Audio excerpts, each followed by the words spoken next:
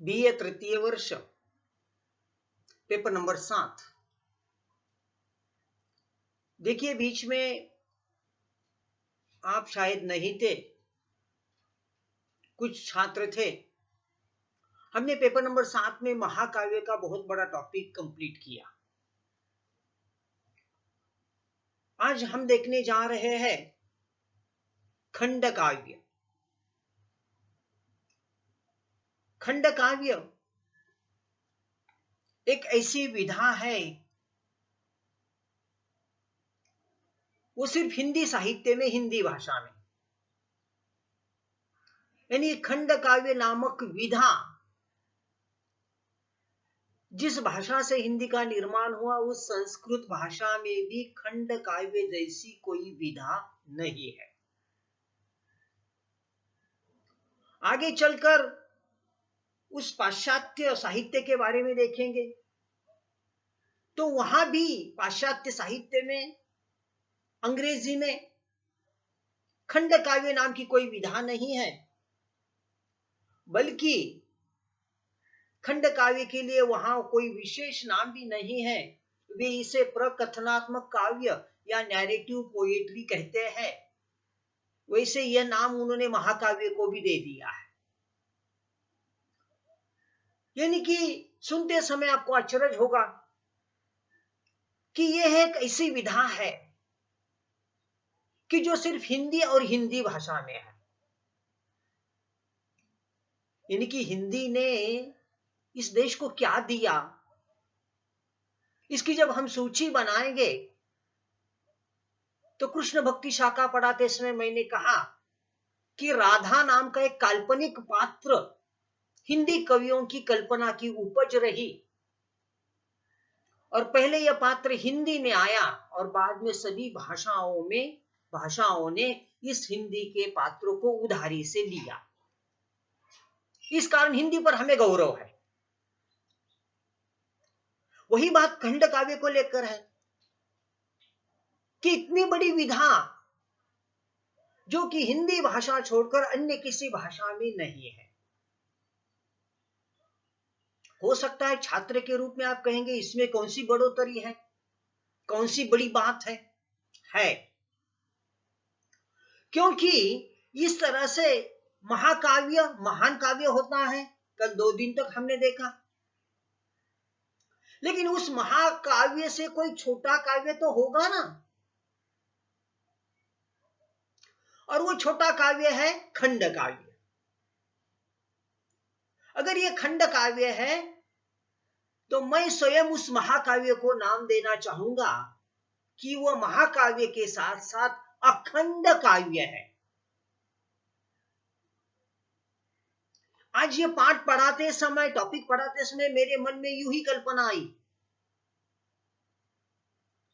और मैंने सोचा कि आज TYBA के छात्रों को मुझे खंड काव्य पढ़ाना है। कल मैंने महाकाव्य पढ़ाया तो यूं ही कल्पना के पर लगाते लगाते मेरे मन में महाकाव्य के लिए एक नया नाम आया, जो अभी तक शायद मैंने किसी किताब में, ग्रंथ में पढ़ा नहीं है, कि अगर यह खंड काव्य है तो कल 2 दिन जो मैंने पढ़ाया उसे महाकाव्य के साथ साथ अगर अखंड काव्य कहेंगे तो किसी प्रकार की ज्यादती नहीं होगी। वह अखंड काव्य और यह खंड काव्य, क्योंकि इन 2 शब्दों को अगर हमने सामने रखा तो तस्वीर पूरी तरह से साफ हो जाएगी कि महाकाव्य विस्तृत होता है, बड़ा होता है, महान होता है। उसके लिए किसी प्रतिभाशाली कवि को जन्म लेना पड़ेगा। युगों में एकाध महाकाव्य लिखा जाता है। महाकाव्य बड़ा है, विस्तृत है, उसमें कम से कम 8 और 30 से अधिक सर्ग ना हो। खंड काव्य में 8 से कम सर्ग हो। चलो, इस मध्य से आपको वो फर्क समझ में नहीं आएगा, मैं समझाने की कोशिश करूंगा कि नाटक का संक्षिप्त रूप एकांकी है। नाटक का संक्षिप्त रूप एकांकी है, क्योंकि नाटक 3 अंकों का होता है तो एकांकी 1 अंक की, इसलिए नाटक का संक्षिप्त रूप एकांकी। उपन्यास का संक्षिप्त रूप कहानी, क्योंकि कहानी छोटी होती है तो उपन्यास बड़ा होता है। यानी कि 200, 250, 300, 800, 1000 पन्नों तक का उपन्यास, तो कहानी ज्यादा से ज्यादा 5, 6, 7, 10, 12 पन्नों वाली। यानी कि कहानी उपन्यास का संक्षिप्त रूप है, एकांकी नाटक का संक्षिप्त रूप है।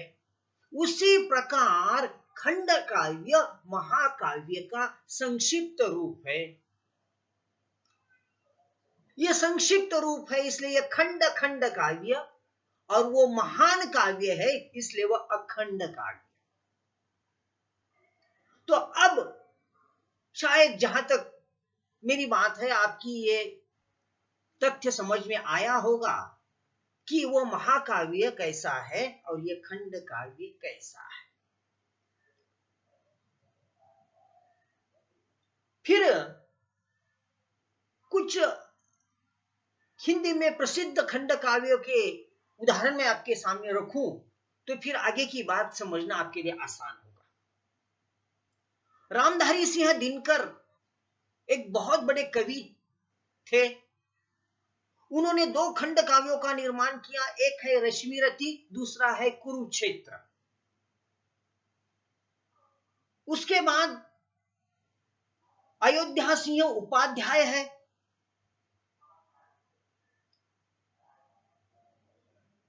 उन्होंने भी कुछ खंड काव्यों का निर्माण किया। लेकिन उससे बहुत महत्वपूर्ण नाम है मैथिली शरण गुप्त। मैथिली शरण गुप्त ने पंचवटी, यशोधरा, साकेत और जयद्रथ वध इन खंड काव्यों का निर्माण किया। उसके बाद धर्मवीर भारती है, इन्होंने अंधायुग और कनुप्रिया इन 2 महाकाव्यों का निर्माण किया। उसके पहले संत तुलसीदास थे, उन्होंने जानकी मंगल और पार्वती मंगल इन 2 खंड काव्यों का निर्माण किया। नंददास ने भ्रमर गीत इस खंड काव्य का निर्माण किया। तो ये ऐसे कुछ इने गिने चुने खंड काव्य है कि जो हिंदी विषय लेकर बीए की डिग्री लेने वाले छात्रों को यह नाम परिचित होना, और केवल नाम परिचित होने से काम नहीं चलेगा।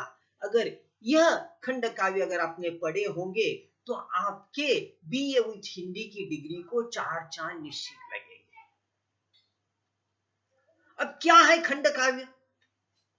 देखिए, उसकी पहली परिभाषा काफी महत्वपूर्ण है कि महान चरित्र के जीवन की महत्वपूर्ण घटना, पक्ष, पहलू, प्रसंग, स्वभाव, गुण, विशेषता को जिसमें प्रस्तुत किया जाता है वह विधा खंड काव्य कहलाती।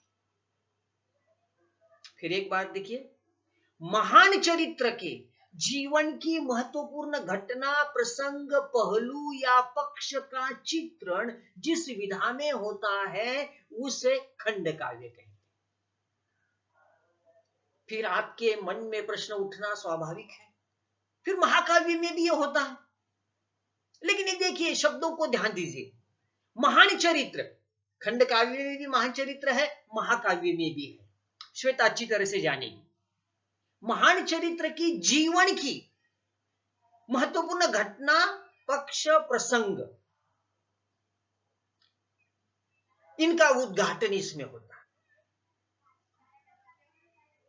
दूसरे शब्दों में अगर आपको समझा कर देना हो तो मैं कहना चाहूंगा कि महाकाव्य में उस नायक के जन्म से लेकर मृत्यु तक की कथा बड़ी विस्तार से, व्यापकता से रखी जाती है।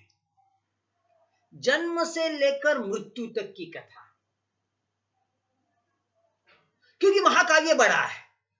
खंड काव्य में उसी महान चरित्र के जीवन के महत्वपूर्ण प्रसंग, एकाध घटना, एकाध पक्ष, इसका मार्मिक उद्घाटन किया जाता और अन्य प्रसंग संक्षेप में होते। पता नहीं आपको कितना समझ में आया। उदाहरण दूं तो आपको समझ में आएगा। महाभारत ये एक बहुत बड़ा महाकाव्य है। उस महाभारत में कौरव पांडव, पांचों पांडव, भीम, अर्जुन, युधिष्ठिर, नकुल, सहदेव, कौरव, 100 कौरव, इनकी कहानी है कि राज्य का अधिकार किसको हो इसके लिए। इसमें कौरव पांडवों के साथ कृष्ण भी है और एक महत्वपूर्ण पात्र है महारथी कर्ण। अब महाभारत में इन सभी पात्रों का अत्यंत बारीकी से, सभी पात्रों का बारीकी से, सूक्ष्मता से, व्यापकता से वर्णन हुआ है। इसके बावजूद फिर रामधारी सिंह दिनकर ने उसी कर्ण के जीवन पर रश्मिरथी नाम का खंड काव्य लिखा। क्यों लिखा? अब इस कर्ण को तो महाभारत पढ़कर हम समझ सकते हैं। महाभारत ने उस कर्ण को भली भांति अच्छी तरह से समझा कर दिया। फिर अलग ढंग से रामधारी सिंह दिनकर ने उस कर्ण को क्यों समझाया? तो देखिए, यह खंड काव्य लिखा रामधारी सिंह दिनकर ने, रश्मिरथी, कर्ण के महान चरित्र के जीवन की महत्वपूर्ण घटना, प्रसंग, पहलू। अभी पता नहीं आप कर्ण को किस रूप में जानते हो। कर्ण एक महान योद्धा था, कर्ण बड़ा शूरवीर था, इतना वो पराक्रमी योद्धा था, अगर 100 अर्जुन भी आते तो कर्ण को पराजित नहीं कर सकते। क्यों? क्योंकि कर्ण को जन्मतः कवच कुंडल प्राप्त थे। आपकी भाषा में एक ऐसा लोहे का चिलखत प्राप्त था कि कोई भी तीर और कमान, ढाल या तलवार, कोई भी अस्त्र उस पर वार नहीं कर सकता था, उसको जख्म नहीं हो सकता था।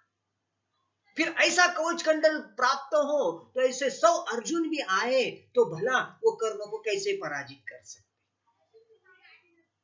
ये इस महान योद्धा की ये सारी बातें महाभारत में वर्णित है। लेकिन इसके बावजूद कर्ण के जीवन का एक ऐसा पहलू है, एक ऐसी घटना है, एक ऐसा प्रसंग है कि कर्ण महान योद्धा, शूरवीर होने के साथ साथ कर्ण दानशूर था और उसके दानत्व की चर्चा उस वक्त चहु ओर फैली थी। रामधारी सिंह दिनकर ने कर्ण के अन्य प्रसंगों, घटनाओं को दरकिनार किया और उसकी दानशूरता को लेकर रश्मिरथी नाम का खंड काव्य लिखा। सिर्फ उसकी दानवीरता, दानशूरता। कितना दानशूर था कर्ण कि रोजाना भोर सवेरे उठकर गंगा नदी में जाता था, नहा धोकर आता, अपने राजमहल में नहा धोकर आने के बाद सूर्य को अर्घ्य देता, घर में आकर पूजा वगैरह करता और भोर सवेरे उसके महल में एक बहुत बड़ी कतार लगती याचकों की, विप्रों की, भीखमंगों की। विप्र यानी कि ब्राह्मण, याचक, याचना करने वाला, भीख मांगने वाला। और उसकी दानवीरता की यह चर्चा सुनकर दूर दूर से लोग आते थे और कर्ण रोजाना बिना थकते हुए हर किसी को कोई ना कोई दान देता था।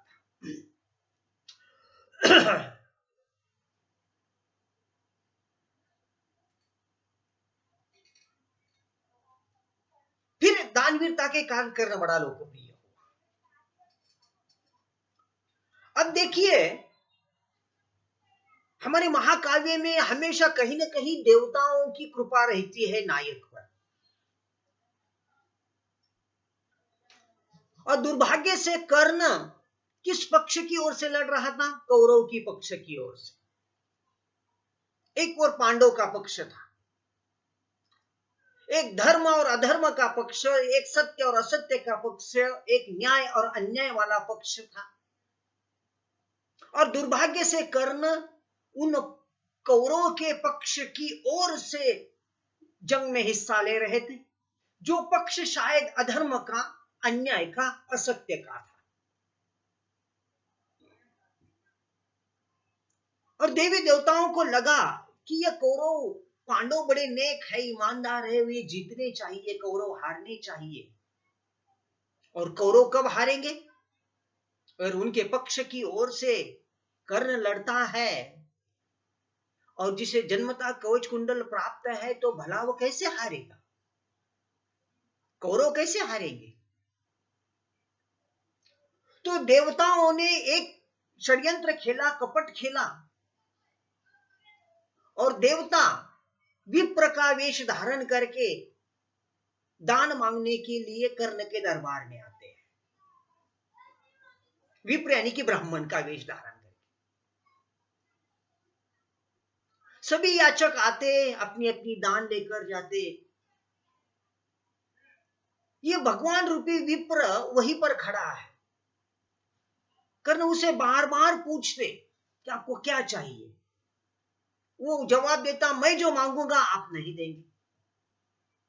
ऐसा कई बार हुआ, कई लोग आकर चले गए, वो विप्र वहीं पर खड़ा है।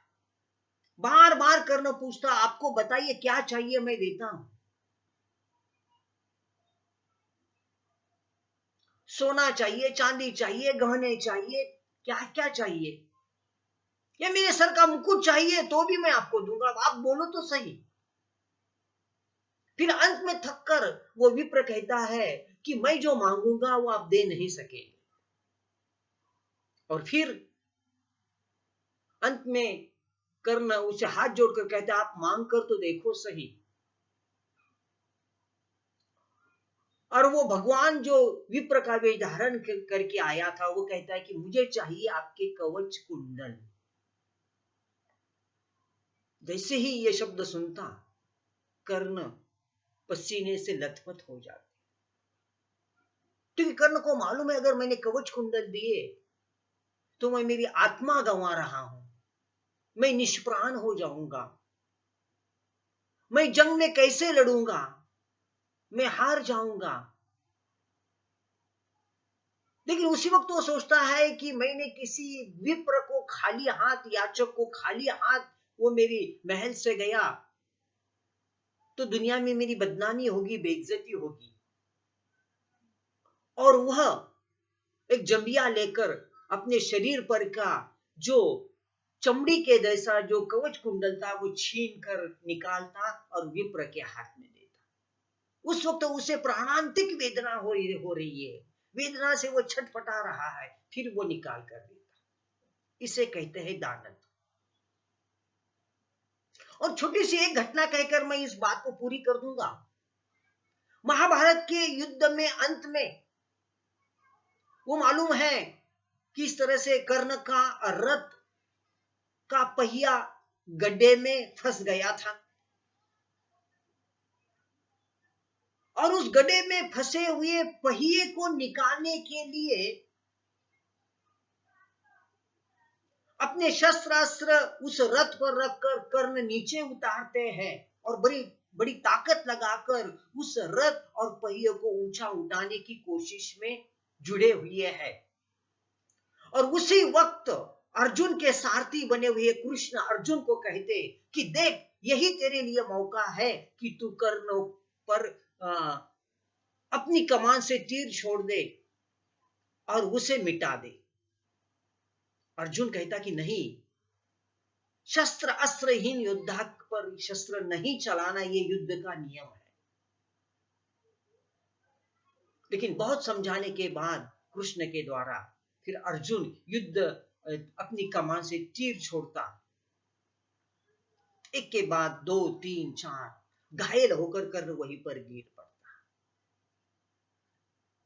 करने के लिए मृत्यु समीप आई है, वो मृत्यु का क्षण नजदीक आया है।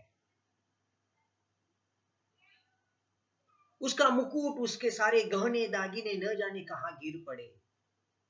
और उस वक्त भी एक याचक उसके पास आता और याचना करता, दान मांगता।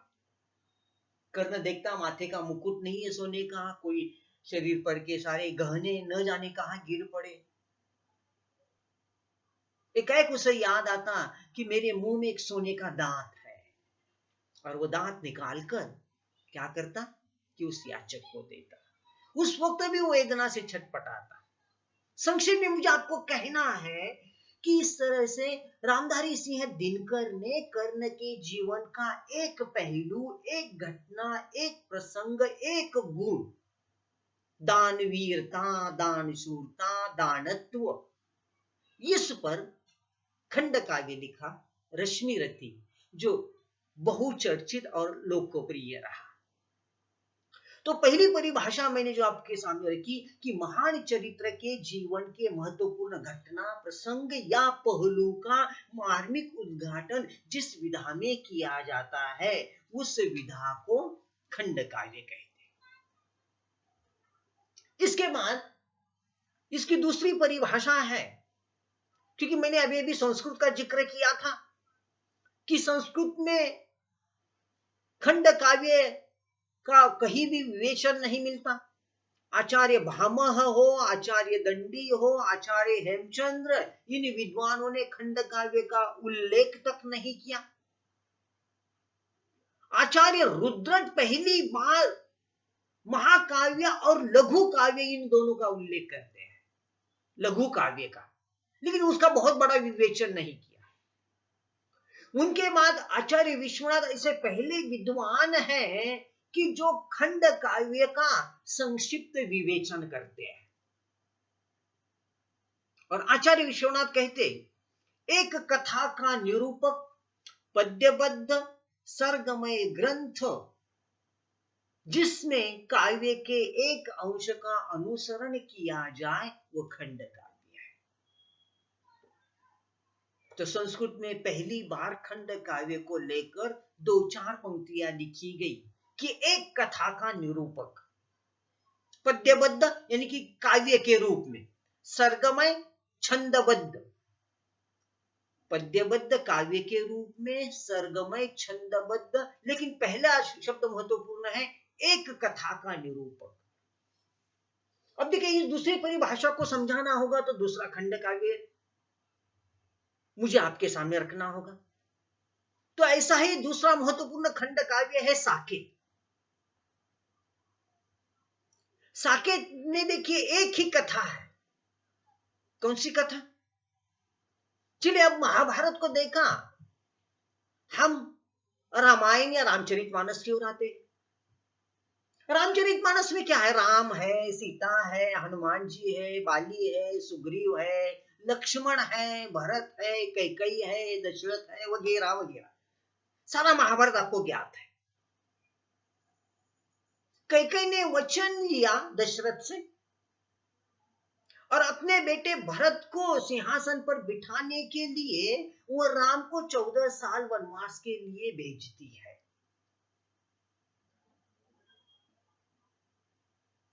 अब आप बताइए, वचन दिया था राम के पिता दशरथ जी ने, वचन दिया था कैकेयी को, वचन दिया था दशरथ ने, वचन का पालन करे तो कौन करे? दशरथ करे, राम क्यों करे? खैर, पिता ने दिए हुए वचन का पालन करने के लिए बेटे को 14 साल का वनवास भुगतना पड़ा। ठीक है, बेटा भुगते, राम भुगते 14 साल का वनवास। सीता क्यों वनवास भुगते? लेकिन वो राम की पत्नी थी और पति के सुख और दुख में बराबरी का हिस्सेदारी निभाना पत्नी का धर्म होता है। इसलिए सीता भी राम के साथ 14 साल वनवास के लिए निकली। ओके, ठीक है, वे पति पत्नी। इन दोनों में तीसरे लक्ष्मण का क्या काम? लक्ष्मण ने तो कोई गुस्ताखी नहीं की थी, कोई गलती नहीं की थी, फिर वो 14 साल वनवास भुगतने के लिए क्यों निकला? आप जवाब देंगे, बंधुत्व निभाने के लिए। लेकिन क्या ये बंधुत्व निभाना है? अरे अभी अभी तो उस लक्ष्मण की शादी हुई थी, अभी अभी हुई थी। उसकी पत्नी उर्मिला के हाथों की मेहंदी भी नहीं सूखी थी और पति निकल पड़ा अपना बंधुत्व निभाने के लिए, 14 साल वनवास भुगतने के लिए। उस उर्मिला पर क्या बीती होगी, कल्पना कीजिए। उसका क्या दोष? बंधुत्व का नाम कमाने के लिए पति चला गया। तो यहां पत्नी उर्मिला की जो वेदना है, उसकी जो व्यथा है, वह साकेत इस खंड काव्य में प्रखर होकर उठती। तो देखिए, अभी जो मैंने क्या परिभाषा पढ़ाई, आचार्य विश्वनाथ ने कही, एक कथा का निरूपक पद्यबद्ध और सर्गबद्ध रचना। पद्यबद्ध यानी कि काव्यात्मक, सर्गबद्ध यानी कि छंदबद्ध। एक कथा, इसमें एक ही कथा है। किसकी कथा? लक्ष्मण की पत्नी उर्मिला की कथा। तो देखिए, इस दूसरी परिभाषा के बाद हम तीसरी परिभाषा में आते हैं। खंड काव्य वह है जो किसी महानायक के जीवन के एक ही पहलू, स्वभाव, गुण या आदर्श पर प्रकाश डाले। स्वभाव, गुण या आदर्श पर प्रकाश डाले। अब देखिए, रामधारी सिंह दिनकर ने और एक बहुत लोकप्रिय खंड काव्य लिखा, उसका नाम है रश्मि रथी। सॉरी, रश्मि रथी की बात अभी मैंने की, उसका नाम है कुरुक्षेत्र। कुरुक्षेत्र क्या है? कुरुक्षेत्र कौरव और पांडवों के बीच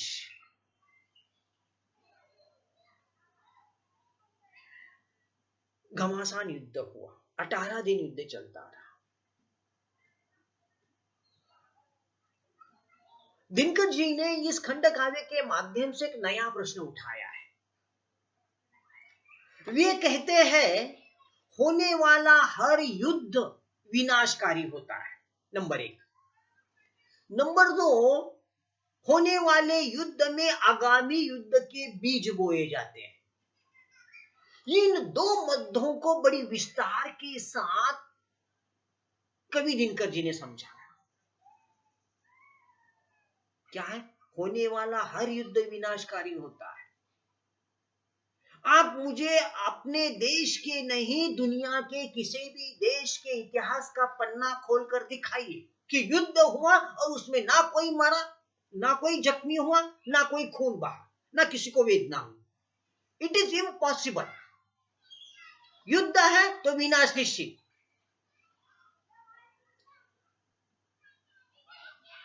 हजारों मर जाएंगे, लाखों जख्मी होंगे, लाशों का ढेर पड़ेगा, खून की नदियां बहेगी। इट मींस दिनकर जी हमें कहना चाहते हैं कि हर युद्ध विनाशकारी ही होता है। लाखों मरेंगे, करोड़ों की वित्त हानि होगी। ओके?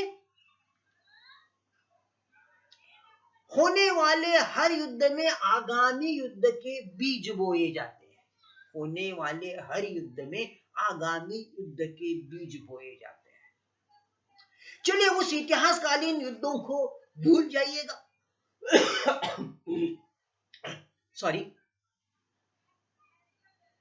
अभी के युद्ध देखेंगे। पहला महायुद्ध हुआ, पहले महायुद्ध के बाद यूनो की स्थापना हुई। यूनो किस लिए? कि इसके बाद युद्ध ना हो। यूनो ने बहुत सारी कोशिश की, सभी देशों को समझाया, फिर भी दूसरा महायुद्ध हुआ। दूसरे महायुद्ध के बाद भी यूनाइटेड नेशन की स्थापना हुई, संयुक्त राष्ट्र संघ की। दूसरे महायुद्ध के बाद भी हमारा चीन के साथ युद्ध हुआ, पाकिस्तान के साथ 3 युद्ध हुए। आए दिन इस विश्व के पटल पर कोई ना कोई देश किसी न किसी देश के साथ युद्ध करता ही आ रहा है। इसका अर्थ, होने वाले हर युद्ध में आगामी युद्ध के बीज बोए जाते हैं। और ये सारी बात युद्ध का एक पक्ष, युद्ध का एक गुण दिनकर जी ने कुरुक्षेत्र इस खंड काव्य में रखा। तो देखिए, तीसरी परिभाषा के बाद हम इस खंड काव्य के गुणों को देखेंगे, उसकी विशेषता को देखेंगे। इसकी कुल मिलाकर 7 विशेषताएं हैं, महाकाव्य के जैसे ही। एक कथा वस्तु, दूसरा नायक और चरित्र चित्रण, तीसरा रस, चौथा छंद, पांचवी भाषा, छठा प्रकृति वर्णन और नंबर 7 उद्देश्य। इन 7 विशेषताओं से युक्त काव्य की ये विधा खंड काव्य पहचानी जाती है। इसमें ये 7 विशेषता है कि कथा वस्तु खंड काव्य की कैसी हो। महाकाव्य की तुलना में खंड काव्य की कथानक या कथा वस्तु संक्षिप्त हो, छोटी हो, क्योंकि इसमें 8 से कम सर्ग और महाकाव्य में कम से कम 8 और 30 से अधिक सर्ग ना। अगर आकार की दृष्टि से अगर समझाना हो तो खंड काव्य ज्यादा से ज्यादा 80-100 पन्नों वाला हो, तो महाकाव्य इस तरह से 700, 800, 1000, 1500 पन्नों वाला होगा। खंड काव्य की कथा वस्तु में उस नायक के जीवन के किसी एक ही पक्ष, एक ही घटना, प्रसंग और परिस्थिति से संबंधित कथा वस्तु होती है। इसकी कथा वस्तु में प्रासंगिक कथाएं बहुत कम होती है। कथा वस्तु में उतार चढ़ाव के लिए लेखक के पास अधिक अवकाश या समय नहीं होता, इसलिए कम से कम समय में उस कथानक के सारे घटना, पात्रों और प्रसंगों को सुगठित करके इस तरह से कवि खंड काव्य के कथानक को आगे लेकर जाता है। खंड काव्य की कथा वस्तु कभी ऐतिहासिक होती है तो कभी काल्पनिक। देखिए, ऐतिहासिक कथा वस्तु में खंड काव्य दिनकर जी का रश्मि रथी को रखेंगे, तो काल्पनिक कथा वस्तु में उसी दिनकर जी का कुरुक्षेत्र पात्र खंड काव्य लेंगे। तो कथा वस्तु ऐतिहासिक भी होती है और इस तरह से काल्पनिक भी होती है। इसकी दूसरी विशेषता है नायक और चरित्र चित्र। खंड काव्य का नायक उच्च वंश का आदर्श महापुरुष होना चाहिए। महाकाव्य में भी यही बातें की गई है कि आमतौर पर अभी तक जो खंड काव्य लिखे गए वो बड़े बड़े राजा, महाराजा, सम्राट, कोई भगवान राम होंगे, भगवान कृष्ण होंगे, या राजा के रूप में पृथ्वीराज चौहान होगा। ये नहीं कि खंड काव्य का नायक भी उच्च वंश का आदर्श राजा हो, नंबर 2 वो महापुरुष हो या कोई सज्जन व्यक्ति हो, उनके जीवन को यहाँ नायक बनाया जाता है। खंड काव्य में पात्रों की संख्या बहुत कम होती है, नायक के अलावा बहुत कम पात्र उस कथा वस्तु में आते हैं। नंबर 3 रस। महाकाव्य में हमने देखा कि 3 प्रमुख रस, श्रृंगार, वीर और शांत, इन तीनों में से किसी एक रस का मुख्य रूप से निर्वाह हो और अन्य रस प्रसंग और घटना के अनुरूप आने चाहिए। तो सभी बच्चों को एक बात है कि अपने अपने वीडियो इस तरह से क्या कीजिए, ऑन कीजिए, ताकि एक स्क्रीनशॉट निकालकर कॉलेज को भेजना पड़ेगा मुझे, क्योंकि आपकी उपस्थिति अब कॉलेज ने बड़ी गंभीरता से ली है। फिर मैं आगे की बात को मैं समझा करूंगा। आपके वीडियो ऑन कर दीजिए। 1 2 3 पूजा कहाँ गई? पूजा, भावेश आज पहली बार लेक्चर को आए हैं। भावेश पाटिल, आज पहला लेक्चर है आज आपका। मुझे पता नहीं, क्योंकि आपके प्रोजेक्ट जो है वो प्रिंसिपल की अनुमति से एडमिट करने हैं, मुझे सबमिट करने हैं, और प्रिंसिपल को मुझे क्या करना है कि आपका अटेंडेंस मुझे दिखाना है, और आपका अटेंडेंस ऐसा पुअर होगा तो फिर आप क्या करें कि कि प्रिंसिपल क्या कहते हैं, इस पर क्या होगा कि आपको परीक्षा में बैठने की अनुमति वो देंगे या नहीं देंगे, क्योंकि मुझे ये स्क्रीनशॉट लेकर आपका अटेंडेंस लेकर सब कुछ देना पड़ेगा। क्योंकि आम दिनों जो ऑफलाइन क्लासेस होती है तो उसके लिए संभव होता है ये सब कुछ। एक मिनट, थोड़ा मैं इसका स्क्रीनशॉट निकालता।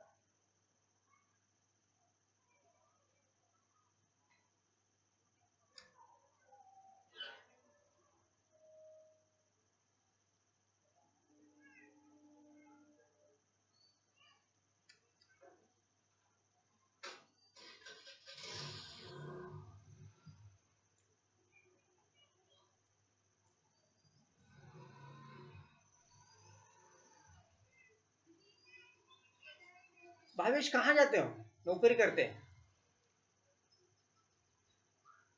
चलो ठीक है। तो इस तरह से हम देखेंगे कि तीनों में से किसी एक रस को हमें देखना होगा। चांदनी, कितने बच्चे आज? चांदनी कितने बच्चे हैं? 5 है सर। अच्छा, अब रस के बाद छंद देखेंगे। छंद यानी कि सर्ग। यह सर्गबद्ध रचना है। अभी शुरुआती की प्रस्तावना में कहा कि कम से कम 8 सर्ग इसमें होने चाहिए। सर्ग यानी कि छंद। अच्छा ठीक है, कम से कम 8 सर्ग होने चाहिए। और इन 8 सर्गों में हम देखते हैं कि कोई कवित है, सवैया है, छप्पय है, भुजंग प्रयात है। आपकी जानकारी के लिए कोई मंदाक्रांता, शार्दुल विक्रीडित जैसे छंदों के नाम हमें देखने को मिलेंगे। तो इस तरह से हम कहते हैं कि इस तरह से 1 2 3 4 5 6 7 8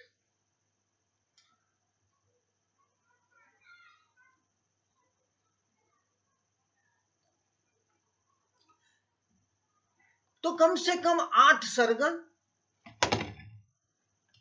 इसमें हो। उसके बाद इसका उद्देश्य क्या? महाकाव्य के जैसे महान उद्देश्य इसका भले ही ना हो, क्योंकि कल हमने महाकाव्य में देखा था कि 4 पुरुषार्थ, धर्म, अर्थ, काम और मोक्ष, इन चारों में से किसी एक की प्राप्ति महाकाव्य का उद्देश्य होता है। लेकिन खंड काव्य में क्या कि खंड काव्य उसकी तुलना में संक्षिप्त होता है, और खंड काव्य में महाकाव्य की तुलना में आदर्शों का अनुकरण किया जाए, पाठकों पर मूल्य संस्कार गुणों को बिंबित किया जाए,